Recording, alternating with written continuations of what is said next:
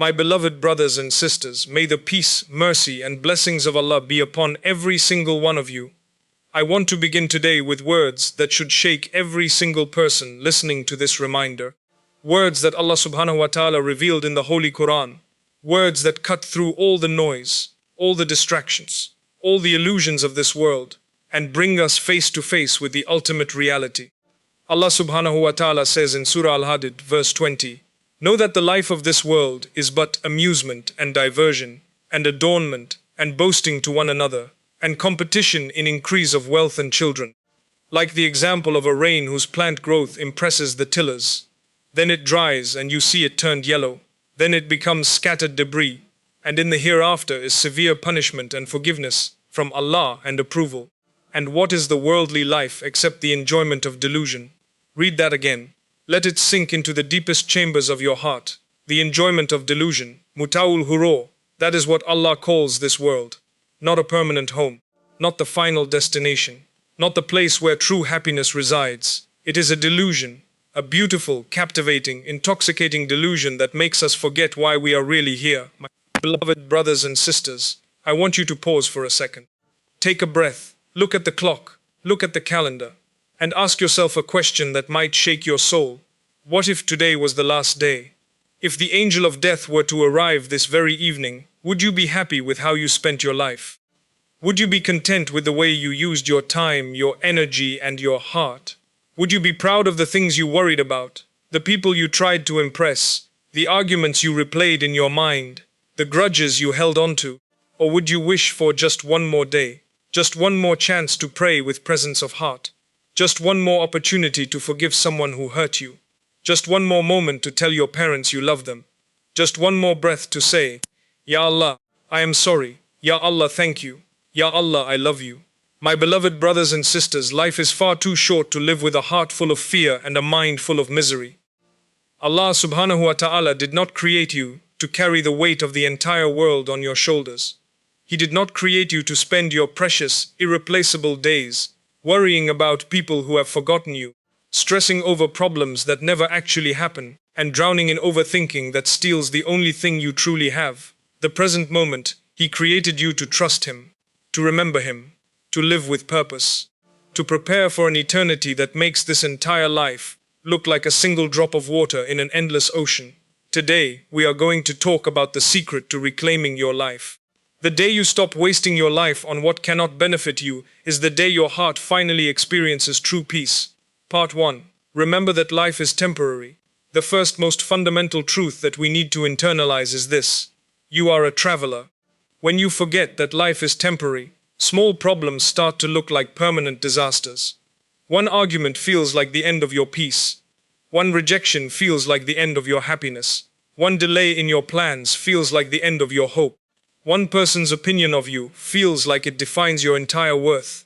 But when you realize that this world is a journey and not your permanent home, your perspective changes completely. A traveler does not pack an entire house into his suitcase. He takes what is necessary to reach the destination and leaves the rest behind. Many of us are carrying too much weight. We are dragging around old grudges that were buried years ago. We are holding on to people's opinions that do not define us. We are carrying regrets about things we cannot change.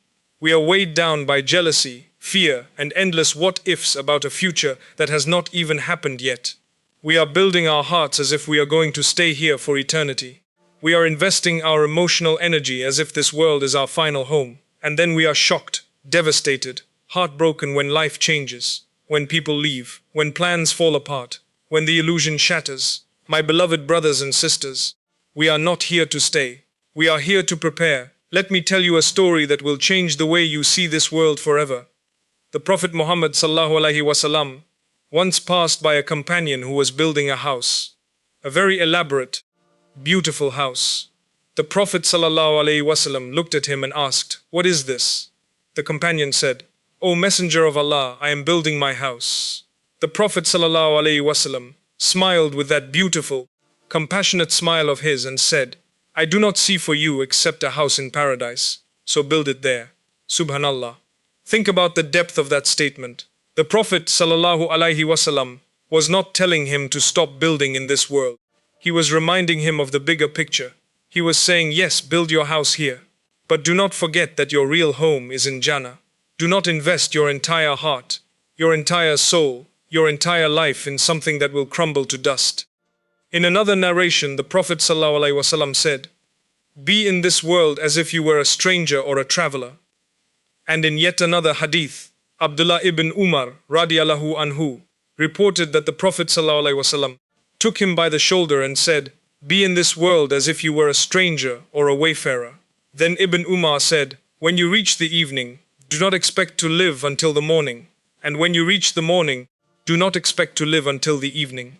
Take from your health for your sickness, and take from your life for your death. My beloved brothers and sisters, do you feel the urgency in these words? Do you feel the weight of this reminder? When you reach the evening, do not expect to live until the morning. When you reach the morning, do not expect to live until the evening. This is not meant to make you depressed. This is not meant to make you anxious. This is meant to wake you up. This is meant to purify your priorities. This is meant to strip away the fake concerns and bring the real ones into focus. One day the comment that hurt you will become dust. The person who ignored you will be forgotten. The jealousy you harbored will mean nothing. The comparison that made you feel behind will be irrelevant. The money you stressed over will be left behind. The status you chased will be meaningless. What will matter? Your relationship with Allah, your prayers, your sincere repentance, your acts of mercy, the tears you shed in the darkness of the night, the kindness you showed to those who could not repay you, the patience you demonstrated when everything fell apart, the trust you placed in Allah when the whole world let you down. Remembering death is not meant to make you sad. It is meant to purify your happiness. It removes fake priorities and brings the real ones into focus. It teaches you to work hard without worshipping success, to love people without trying to control them, to enjoy this world without becoming enslaved to it. Part 2. Stop wasting your heart on people who cannot give you peace. My beloved brothers and sisters, your heart is a sanctuary. It is not a public park where anyone can walk in and leave their trash. It is not a marketplace where everyone gets to bargain for your emotional energy. Allah created your heart to know Him, to love Him, and to return to Him. When you fill it with unhealthy, obsessive attachments to people, your heart becomes exhausted. You begin to wait for human behavior to provide the security that only Allah can provide. Ask yourself honestly, why are you still thinking about people who do not think about you? Why are you replaying conversations with people who have moved on? Why are you analyzing the behavior of people who do not deserve that level of attention? Why are you giving your precious mental energy to people who would not lift a finger for you if you were drowning? Some relationships are addictive because they are inconsistent. One day they are warm, the next they are cold. One day they make promises, the next they disappear. One day they make you feel special, the next they make you feel invisible. This constant confusion is a prison. This emotional roller coaster is draining your soul. Listen to me clearly. The right people do not require you to destroy yourself just to be understood. If someone constantly makes you feel unloved, unimportant, or spiritually weak, do not be afraid to set boundaries. This does not mean you should hate them. Islam teaches us to be merciful, kind, and forgiving. But mercy is not emotional slavery. Forgiveness does not mean giving someone unlimited access to hurt you again. You can be kind while keeping your heart guarded. You can wish someone well from a distance. You can make dua for someone without letting them occupy space in your mind that should be reserved for Allah. The Prophet Muhammad ﷺ taught us to be kind to everyone. He was the most compassionate, the most merciful, the most forgiving human being to ever walk this earth. But even he had boundaries. Even he protected his heart. Even he did not waste his emotional energy on people who were committed to misunderstanding him. When the people of Taif stoned him until his shoes filled with blood, when they rejected him after he spent 10 years calling them to Islam, did he waste his heart on them? Did he obsess over their rejection? Did he let their cruelty define his worth? No, he turned to Allah. He poured his heart out to his Creator, and he moved forward with his mission, with his purpose, with his trust in Allah. My beloved brothers and sisters, you do not need everyone's approval to be successful. You do not need everyone's love to be worthy. You do not need everyone's understanding to be at peace. You need Allah's approval. You need Allah's love. You need Allah's understanding. And when you have that, Nothing else truly matters. Part 3. Let go of problems you cannot control. Life becomes heavy when you try to carry everything. You are a servant of Allah, not the controller of the universe. You are not responsible for the outcome of every situation. You are not responsible for other people's choices, their reactions, their opinions, or their paths. There is a massive difference between responsibility and worry. Responsibility is taking action, making dua, and doing your best. It is tying your camel and then trusting in Allah. It is working hard, planning wisely, and then leaving the results to the one who controls all outcomes. Worry is repeating fear in your mind, imagining disaster, and destroying your peace. It is trying to control what was never in your hands. It is suffering 100 times over for problems that may never even happen. If you are sick, seek treatment. That is your responsibility. If you need money, work honestly. That is your responsibility. If you have a conflict, communicate with wisdom. That is your responsibility. But the final outcome, whether you get healed or not, whether the money comes or not, whether the conflict resolves or not, that belongs to Allah. That is in His hands. That is part of His divine decree. Let go of the need to control other people's opinions. Let go of the past you cannot change. Let go of the what-ifs about a future that has not happened yet. Trust that Allah is all-wise and all-merciful. When you place your burdens in His hands, you are not escaping reality. You are returning to the only one who can truly handle it. The Prophet Muhammad ﷺ said, "Strange are the ways of a believer, for there is good in every affair of his." And this is not the case with anyone else except in the case of a believer. For if he has an occasion of joy, he thanks Allah and thus he gets reward for it. And if he faces an affliction, he endures it patiently and thus he gets reward for it. Subhanallah, did you catch that? An occasion of joy, he thanks Allah. An affliction, he endures it patiently. In both cases, he gets reward. In both cases, he is at peace, because he knows that everything is from Allah, and everything is for His ultimate good. When you truly internalize this, when you truly trust that Allah is in control, that nothing happens except by His permission, that every trial is either a purification or an elevation, the weight lifts off your chest, the anxiety dissolves, the overthinking stops, and you find a peace that the world cannot give and the world cannot take away. Part 4.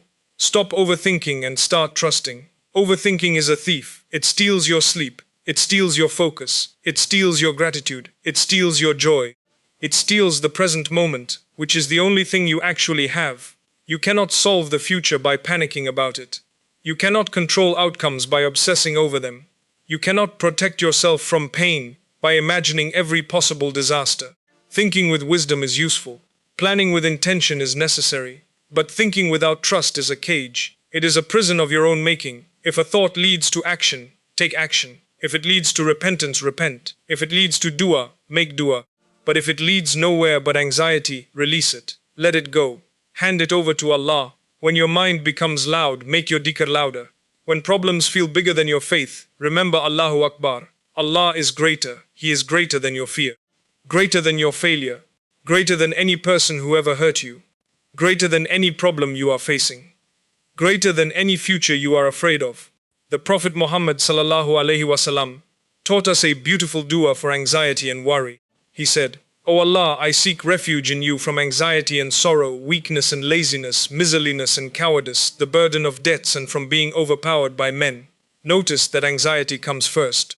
It is one of the biggest enemies of a believer's peace. And the remedy is not to think more. The remedy is to seek refuge in Allah, to turn to Him, to trust Him, to hand your worries over to the one who never sleeps, who never forgets, who never fails.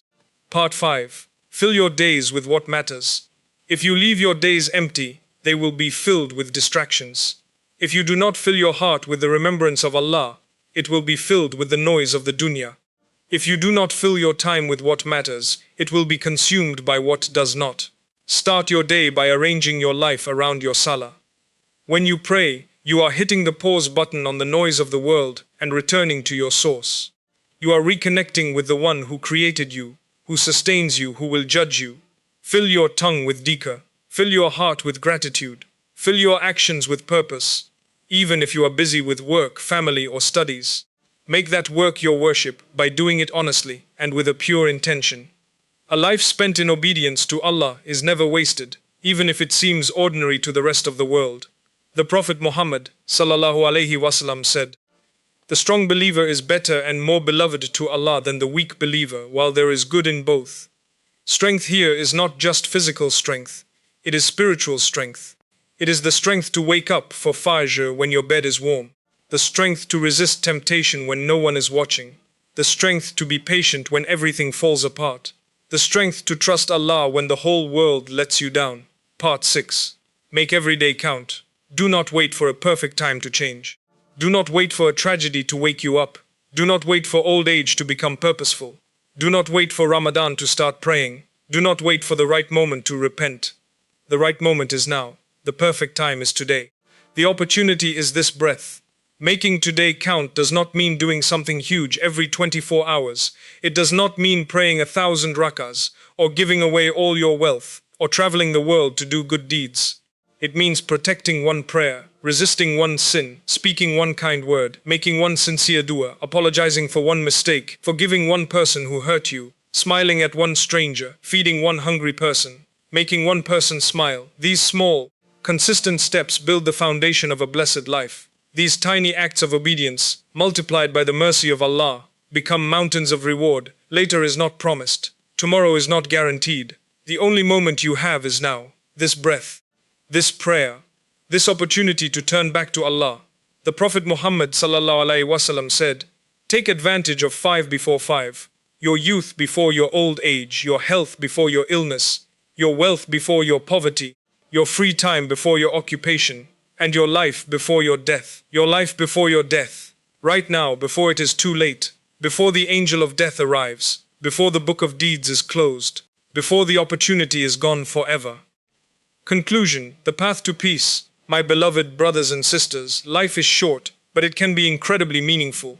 You do not need everyone's approval to be successful. You do not need perfect circumstances to be happy. You do not need a life free of trials to be at peace. You need a sincere heart, a grateful tongue, a trusting soul, a connection with your Creator that nothing in this world can break. When you live with gratitude, thanking Allah for what you have, your heart expands. When you live with purpose, using your time to please Him, your life gains meaning. When you live with tawakkul, trusting Him with what you cannot control, your soul finds peace. Stop wasting your precious time. Stop breaking your heart over things that are not permanent. Stop carrying burdens that were never meant for your shoulders. Stop trying to control what was never in your hands. Return to your Creator, give your best to your purpose, and leave the rest to the most merciful. Let me close with a story that will stay with you forever. There was a man who came to the Prophet Muhammad ﷺ and said, "O Messenger of Allah, advise me."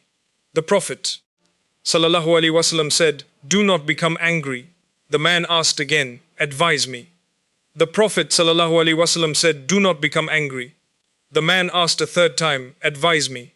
The Prophet ﷺ said, "Do not become angry." Subhanallah.